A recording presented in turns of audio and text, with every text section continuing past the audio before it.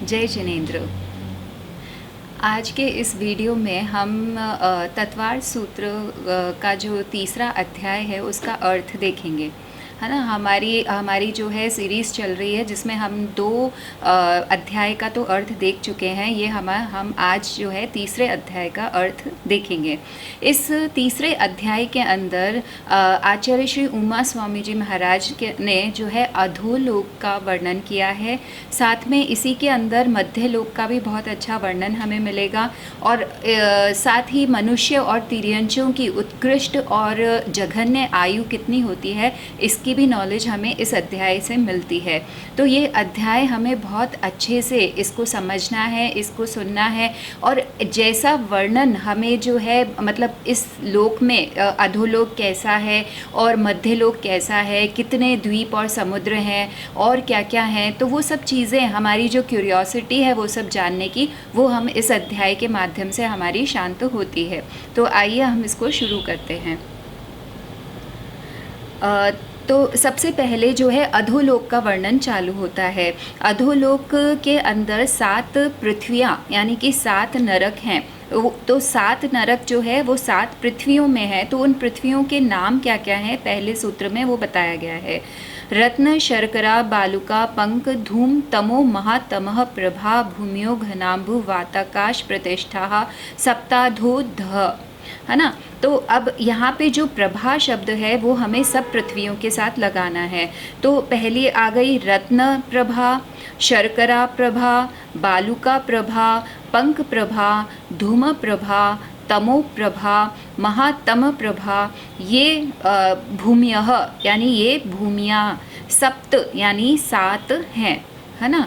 और वे क्रम से कैसी हैं? अधोधः यानी कि नीचे नीचे हैं, यानी कि एक पृथ्वी है उसके नीचे फिर दूसरी, ऐसे क्रम क्रम से हमें 7 पृथ्वियों को लगाना है। तो नीचे नीचे घनाम्बु वाताकाश प्रतिष्ठा, मतलब कि ये जो पृथ्वियाँ हैं ये किसके आधार से स्थित हैं? तो ये लिखा है कि घनोदधि वातवलय, घन वातवलय और तनु वातवलय और आकाश के आधार से संति यानी है ना। तो ये घनाम्बु वाताकाश प्रतिष्ठा, तो इसके अंदर से हम इसका अर्थ क्या निकलेगा कि घनोदधि वातवलय, फिर घन वातवलय और तनु वातवलय और आकाश के आधार से ये पृथ्वियाँ स्थित हैं, है ना। मतलब कि पृथ्वियों का सपोर्ट किसका मिला हुआ है? तो उसमें 3 वातवलय हैं। सबसे ऊपर आएगा घनोदधि वातवलय, फिर आएगा घन वातवलय, फिर आएगा तनु वातवलय और तनु वातवलय के नीचे जो है खाली स्थान है जो कि आकाश है ना। तो ये पृथ्वियाँ जो हैं वो इनके आधार से स्थित हैं। अब हम दूसरे नंबर का श्लोक वो देखते हैं। तासु 30 पंचविंशति पंचदश दश त्रिपंचोनैक नरक शत सहस्राणि पंचैव यथाक्रमम। मतलब यहाँ पर प्रश्न किया गया कि 7 पृथ्वियों में जो नारकियों के बिल हैं उनकी संख्या कितनी है ना। ये क्यूरियोसिटी आई तो आचार्य इसका उत्तर देके हमें बता रहे हैं।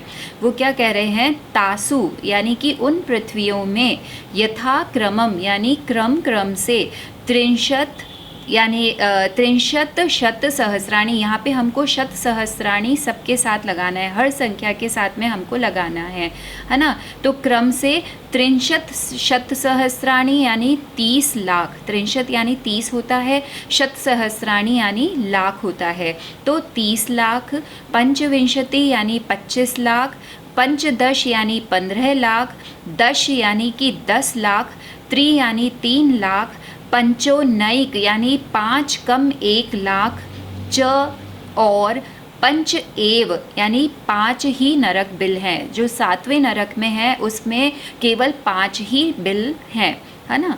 अच्छा, तो इसका अभी हमें क्या लगाना है? इसका भावार्थ क्या हुआ कि रत्न प्रभा पृथ्वी में, मतलब आप क्रम क्रम से एक एक पृथ्वी को वहाँ से लीजिए जो नाम हमने पढ़े हैं और उसमें क्रम क्रम से इन बिलों की संख्या को हमें लगाना है। तो हम क्या कहेंगे? रत्न प्रभा पृथ्वी में 30 लाख, शर्करा पृथ्वी में 25 लाख, बालुका प्रभा पृथ्वी में 15 लाख, पंक प्रभा पृथ्वी में 10 लाख, धूमा प्रभा पृथ्वी में 3 लाख, तमह प्रभा पृथ्वी में 5 कम 1 लाख और महातम प्रभा पृथ्वी में मात्र 5 बिल हैं। है ना।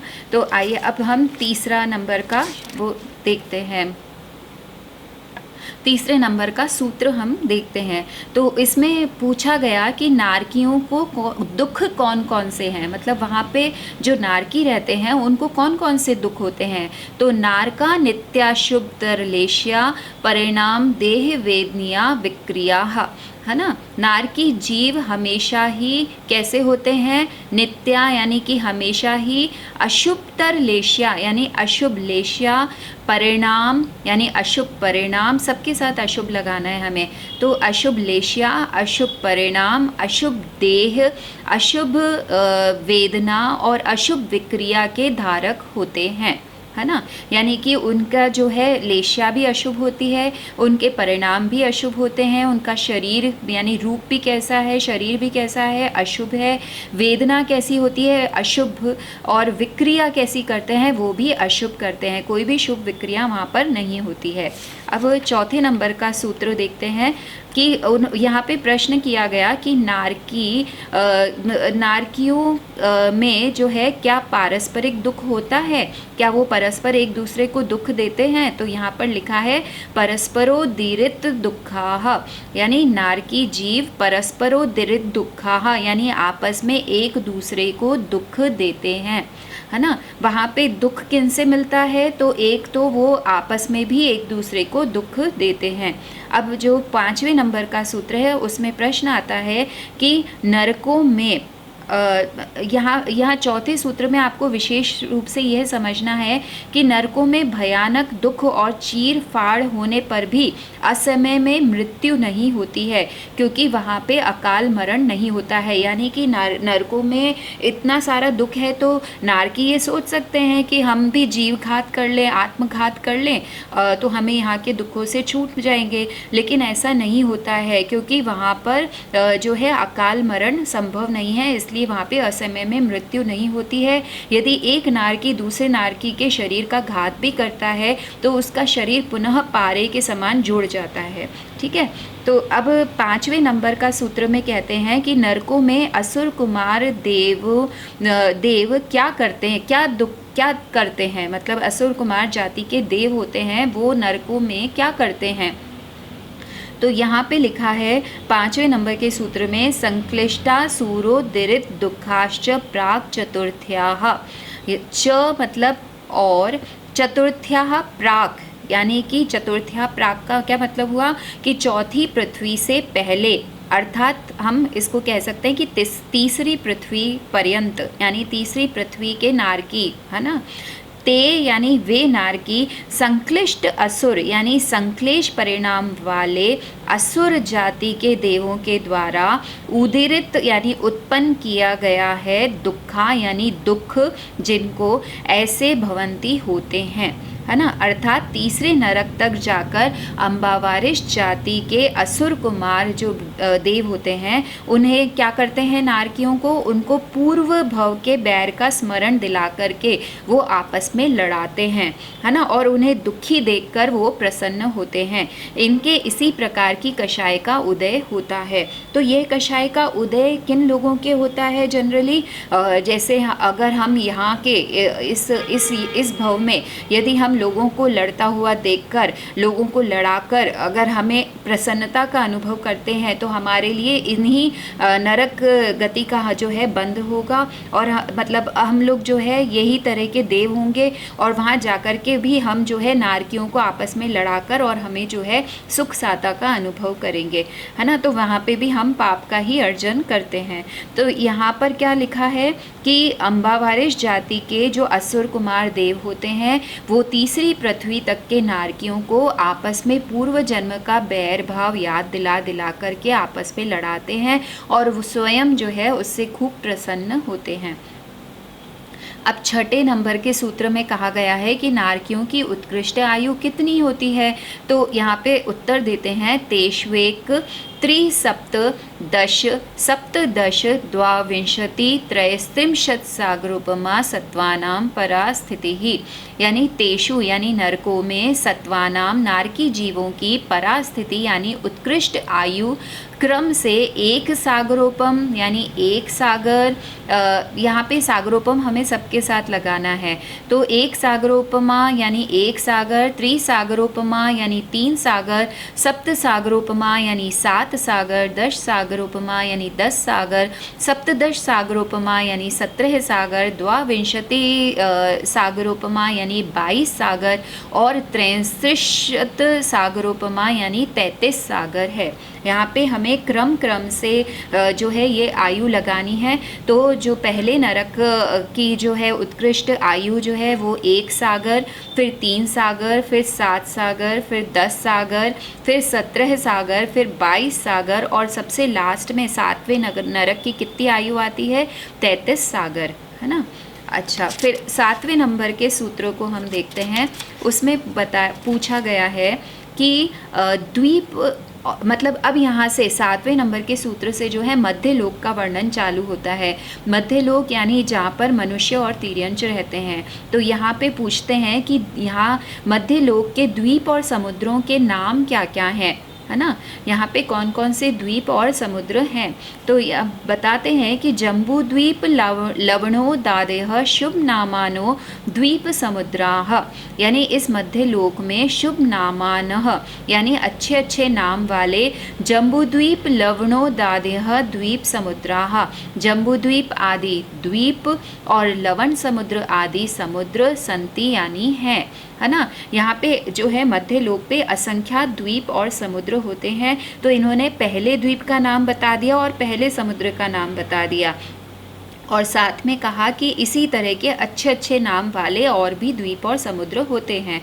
तो पहला कौन सा द्वीप है? जम्बू द्वीप, और दूसरा जो पहला समुद्र है वो है लवण समुद्र, ठीक है। अच्छा, फिर आगे आते हैं हम कि पूछा जाता है कि द्वीप और समुद्रों का विस्तार और आकार कैसा है ना, इसके बारे में भी हमें बताइए। तो आचार्य कहते हैं द्विर विष्कम्भाः पूर्व पूर्व परिक्षेपिणो वलयाकृतयः, है ना। प्रत्येक द्वीप और समुद्र दुहि यानी दूने दूने, विष्कम्भाः यानी विस्तार वाले, पूर्व यानी पहले द्वीप और समुद्र के को जो है परिक्षेपिणः घेरे हुए, तथा वलयाकृत्यः चूड़ी के समान आकार वाले संति मतलब हैं, है ना। तो यहाँ पर क्या बताया गया है कि जो पहला द्वीप और समुद्र मतलब पहला द्वीप और समुद्र जितने विस्तार वाला है उससे दुगुने विस्तार वाले आगे के द्वीप और समुद्र हैं।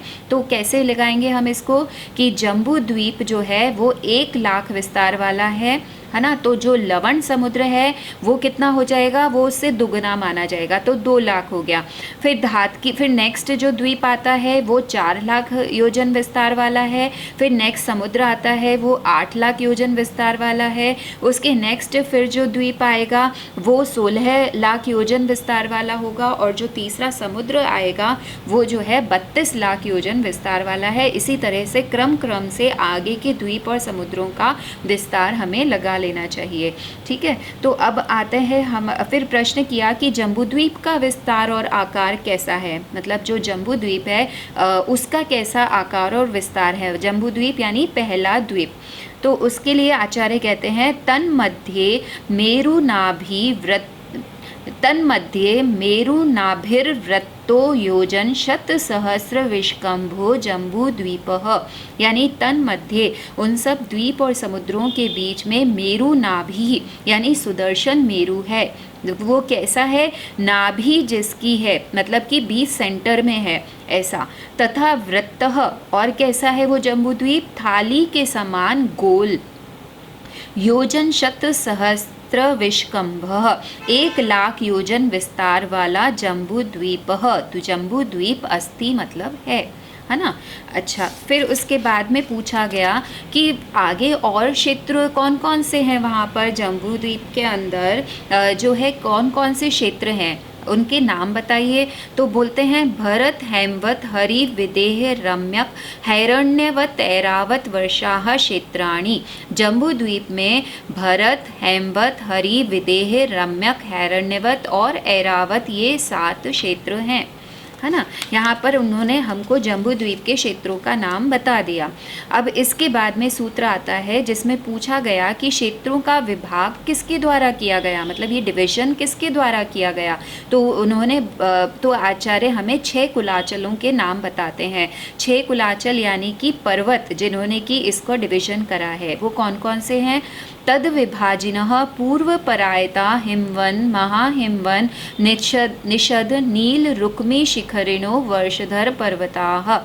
तद्विभाजिनः यानी उन 7 क्षेत्रों का विभाग करने वाले पूर्व अपर आयताः यानी कि पूर्व से पश्चिम तक लंबे कौन है। हिमवन यानी कि हिमवत, महाहिमवन यानी महाहिमवत, निषद, नील, रुक्मिन और शिखरिन ये 6 वर्षधर पर्वताः यानी वर्षधर यानी कुलाचल पर्वत हैं। यानी क्षेत्रों के विभाग को बनाए रखने के कारण इनको क्या नाम दिया गया है, इनको वर्षधर कहा गया है, क्योंकि इन पर्वतों ने क्या किया है, क्षेत्रों का विभाजन किया है, तो इसलिए इनको जो है वर्षधर कहा जाता है। जम्बू द्वीप में तो मतलब हम क्या समझना है हमें यहाँ पर कि जम्बू द्वीप में मुख्य रूप से 7 क्षेत्र हैं, जो उनके बीच में उन 7 क्षेत्रों का विभाजन जो है 6 कुलाचल पर्वतों ने किया है। ये पर्वत जो है वर्षधर कहलाते हैं और ये सभी कैसे हैं, ये पूर्व से पश्चिम तक लंबे हैं, मतलब डिवीजन ऐसे लेना है, ऐसे नहीं लेना है। फिर आता है 12वें नंबर का सूत्र देखते हैं।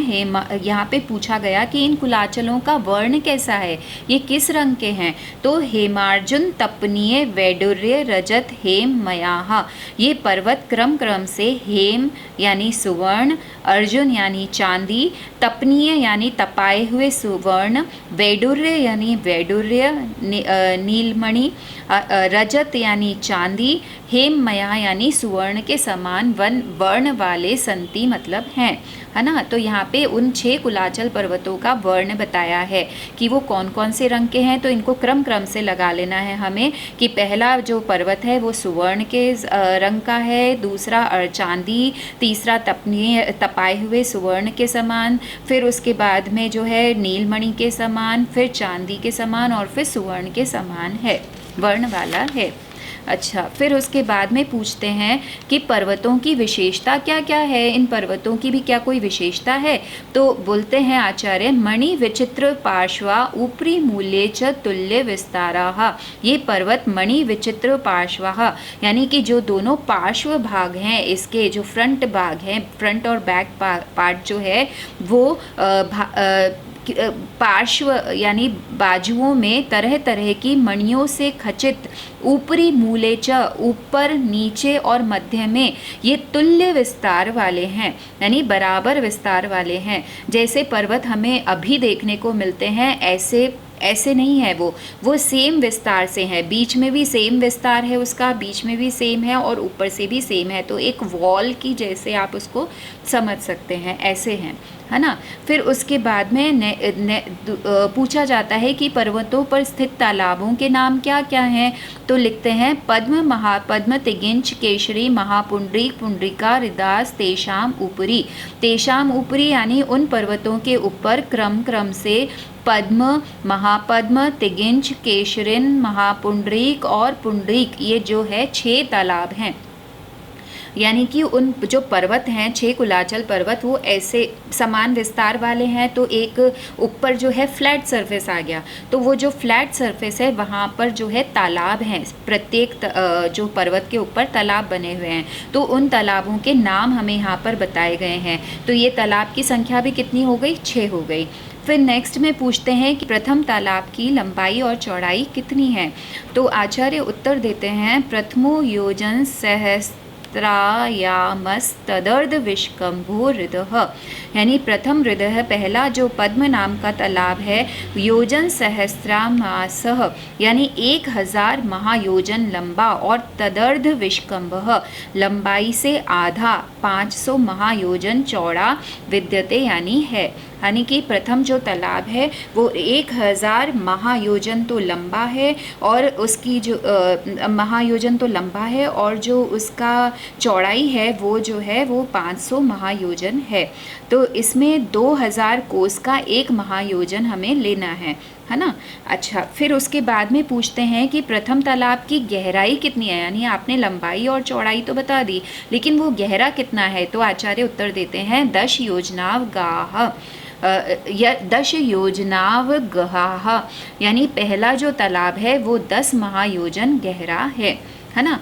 फिर उसके बाद में पूछते हैं कि प्रथम तालाब की और क्या विशेषता है। तो बोलते हैं तन मध्य योजनम पुष्करम, तन मध्य यानी उस पद्म नाम के सरोवर के बीच में, योजनम यानी 1 योजन लंबा और चौड़ा जो है, पुष्करम एक कमल है ना। अब ये कमल जो है ये वनस्पति का एक नहीं है, ये कैसा है, ये जो है पृथ्वी है। वनस्पति का मतलब कि वो वनस्पति का एक नहीं है वो कमल, वो पृथ्वी का एक है, वो पृथ्वी है ना, कमल के आकार की पृथ्वी है।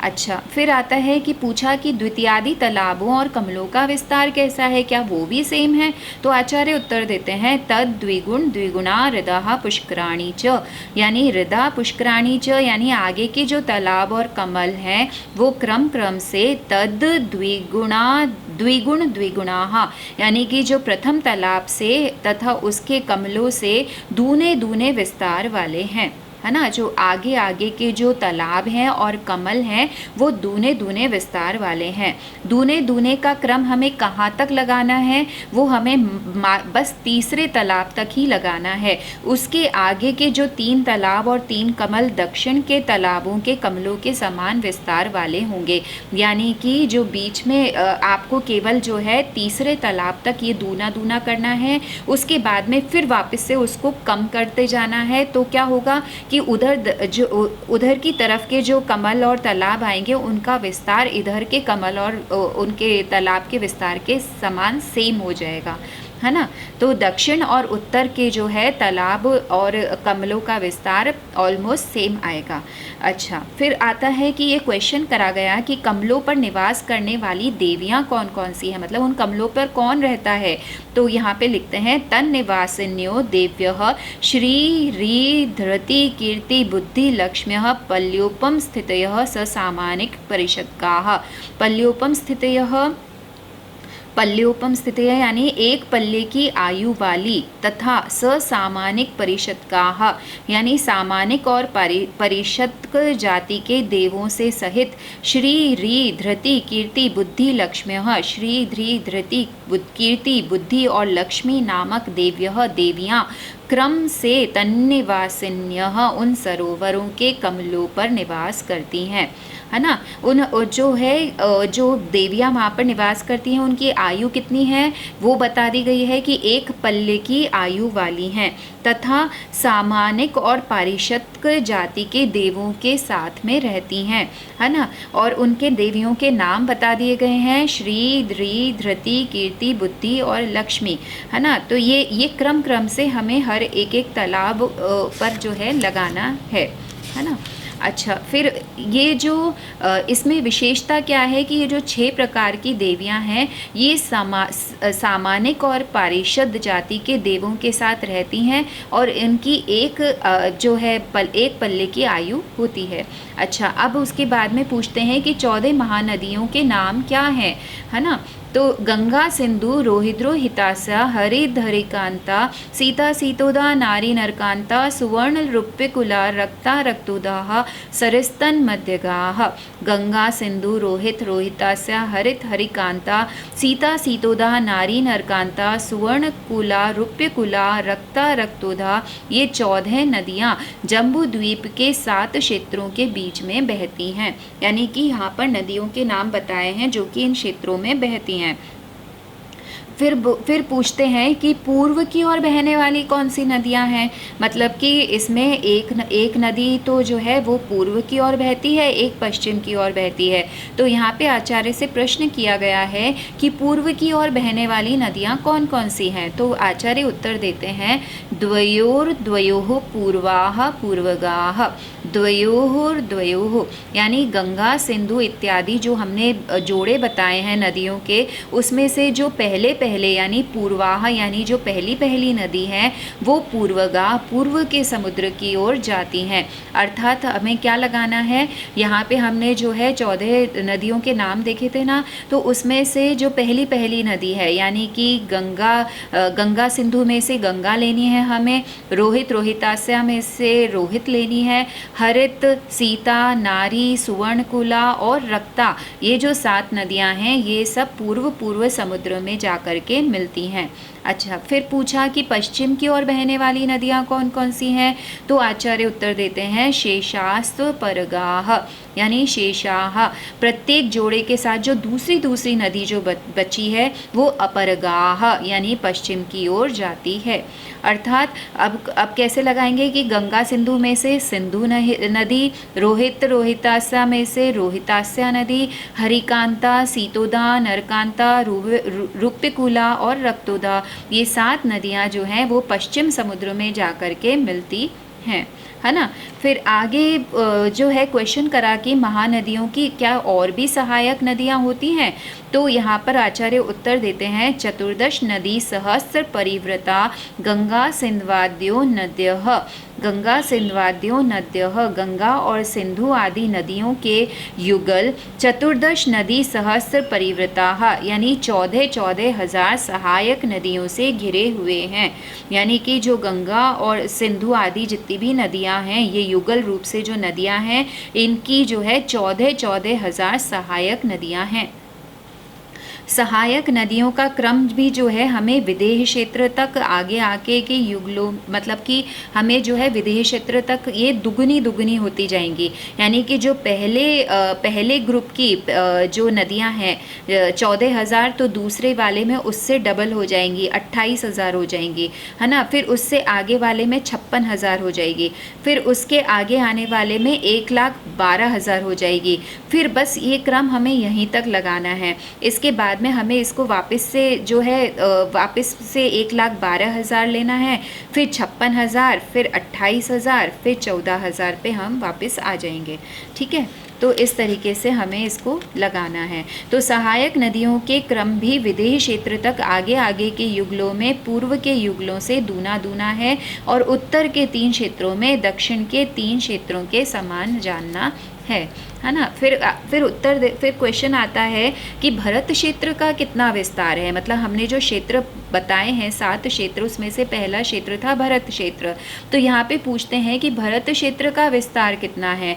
तो यहाँ पे उत्तर देते हैं भरतः 26 पंचयोजन शत विस्तारः षट्चैकोनविंशति भागा योजनस्य, है ना। भरतः यानी भरत क्षेत्र 26 पंचयोजन शत विस्तारः 526 योजन विस्तार वाला, च और योजनस्य 1 योजन के 19 भागाः यानी 19 भागों में से षट यानी 6 भाग अधिक है। मतलब कि हम इसको ये कह सकते हैं कि भरत क्षेत्र का जो है विस्तार वो कितना है, तो 526 6/19 योजन है ना।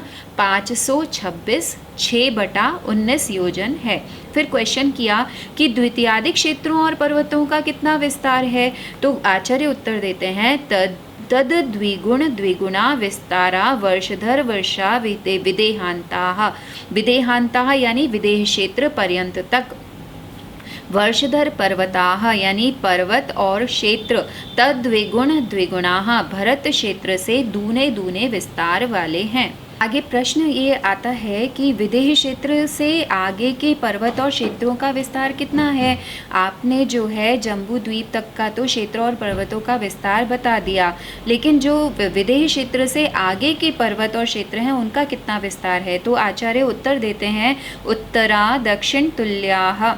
उत्तरा यानी उत्तर के ऐरावत से लेकर नील तक जितने भी क्षेत्र और पर्वत आदि हैं उनका विस्तार जो है दक्षिण तुल्याः, दक्षिण के क्षेत्र और पर्वतों के बराबर है ना। फिर उसके बाद में प्रश्न आता है कि भरत और ऐरावत क्षेत्र में काल चक्र का परिवर्तन कैसे होता है ना, मतलब वहाँ पे क्या काल का परिवर्तन होता है। तो आचार्य उत्तर देते हैं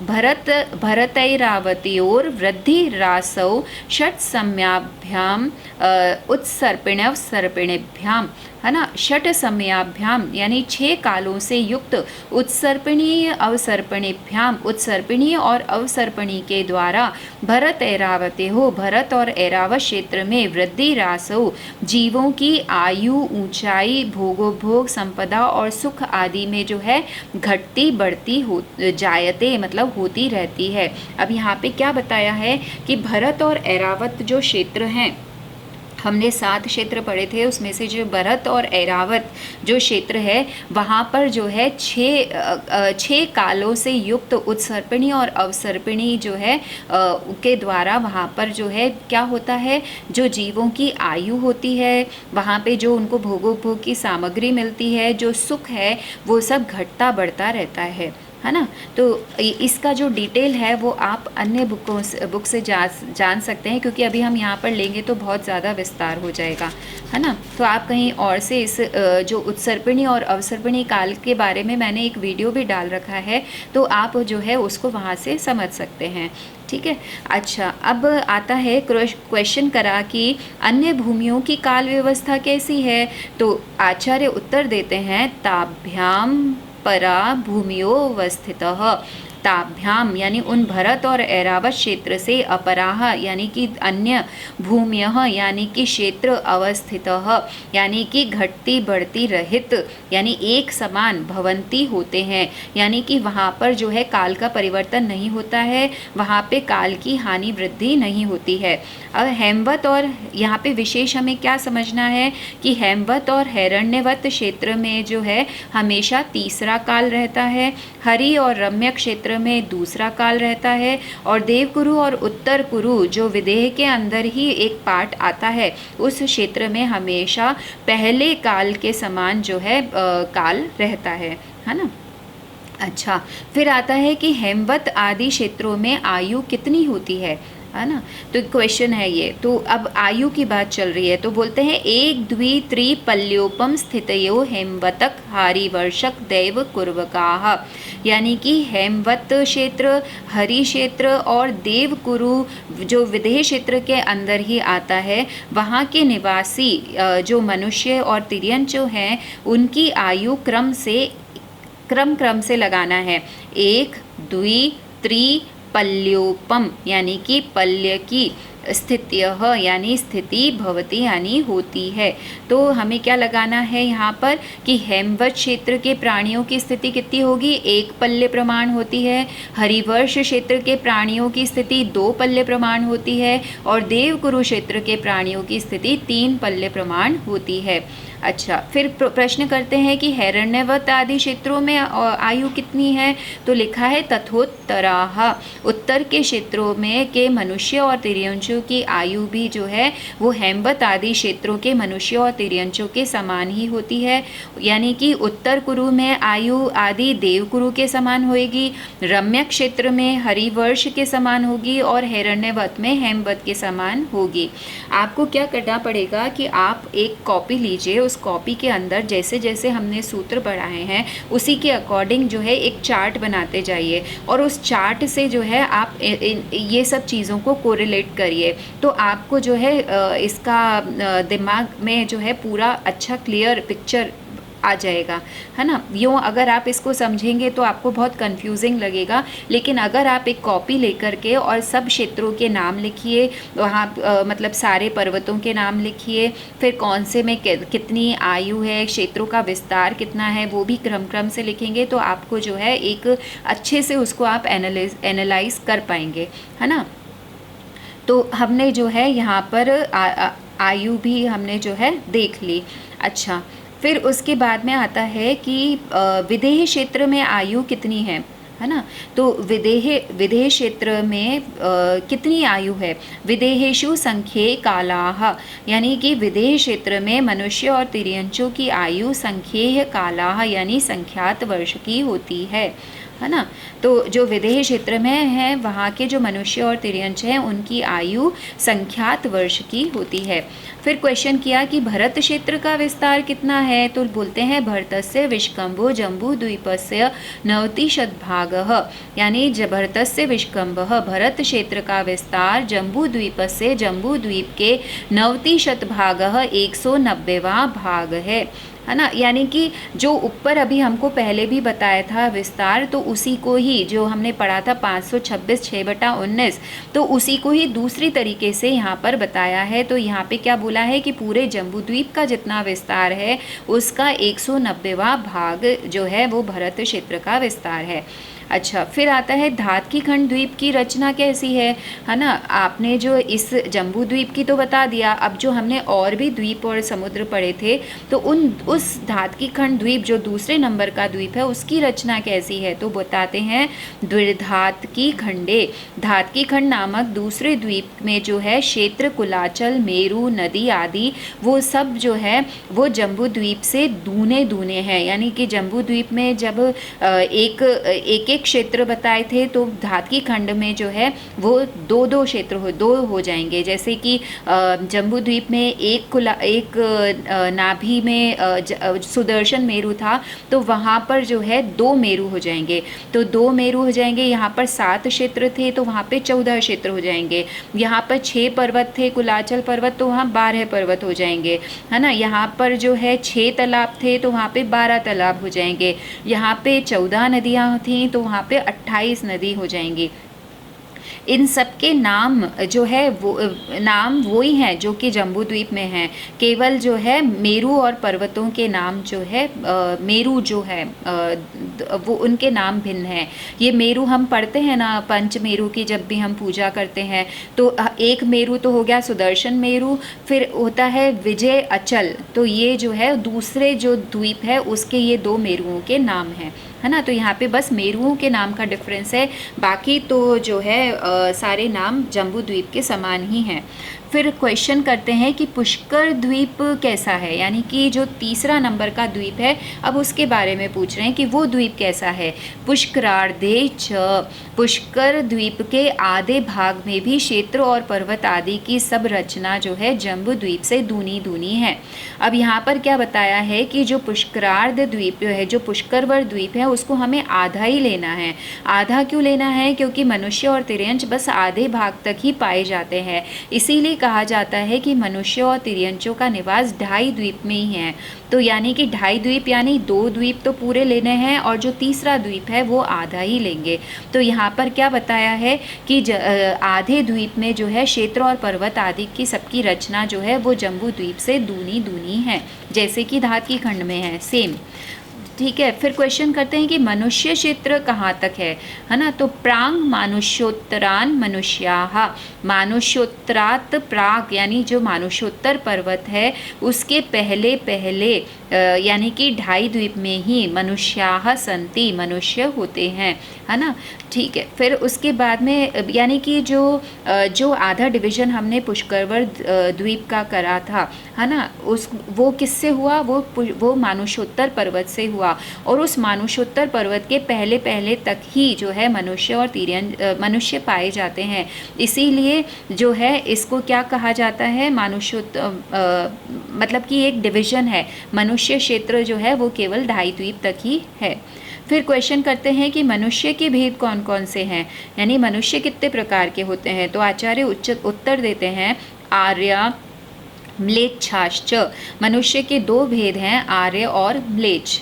फिर क्वेश्चन करते हैं कि कर्म भूमि के कौन कौन से भेद हैं, तो बोलते हैं भरत ऐरावत विदेहा कर्म भूमियो अन्यत्र देव कुरुत्तर कुरुभ्यः, यानी कि कर्म भूमि कौन कौन सी है, यहाँ पे क्वेश्चन करा गया। तो बताते हैं कि भरत ऐरावत यानी कि 5 भरत 5 ऐरावत और देव कुरु उत्तर कुरु को छोड़ करके जो 5 विदेह क्षेत्र हैं, तो ये ही जो है कर्म भूमियाँ हैं। और यदि हम 2.5 द्वीप की कुल ले लेंगे, सबको मिलाकर लेंगे, तो कितनी कर्म भूमियाँ हो जाएंगी, 15 कर्म भूमियाँ हो जाएंगी, है ना। फिर उसके बाद में क्वेश्चन करते हैं कि मनुष्यों की उत्कृष्ट और जघन्य आयु कितनी है, तो बोलते हैं नृस्थिति परावरे त्रिपल्योपमांतर मुहूर्ते, है ना। नृस्थिति यानी मनुष्यों की, पर यानी उत्कृष्ट आयु, त्रिपल्योपम 3 पल्य, और अवरे यानी जघन्य आयु अंतर मुहूर्ते अंतर मुहूर्त की है। यहाँ पर उत्कृष्ट मनुष्यों की आयु किसकी अपेक्षा से कही गई है, वो उत्तम भोग भूमि के मनुष्य की अपेक्षा से कही गई है, और जो जघन्य आयु है वो कर्म भूमि की अपेक्षा से है, ऐसा हमें जानना चाहिए।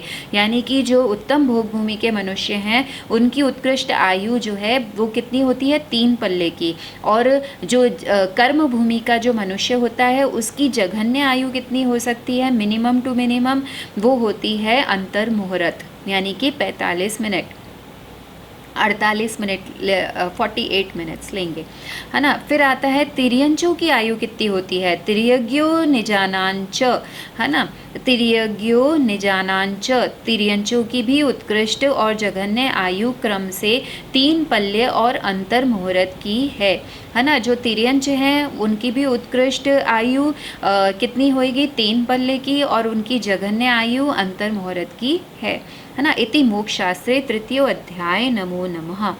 जय जिनेन्द्र।